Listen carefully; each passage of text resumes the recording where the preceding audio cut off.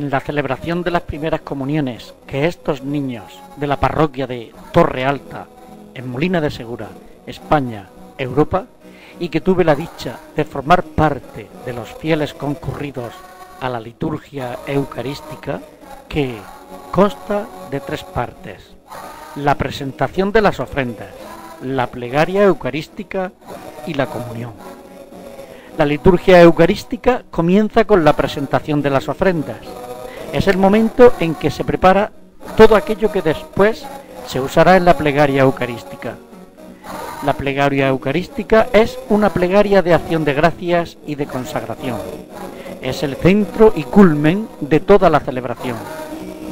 En la procesión de ofrendas debe evitarse también la recitación de oraciones por parte de los oferentes, o la explicación detallada y larga de lo que se lleva junto al pan y al vino. Este momento no es tampoco el adecuado para informar a la asamblea sobre los grupos que están presentes en la celebración, haciendo que cada uno de ellos se destaque con una ofrenda particular.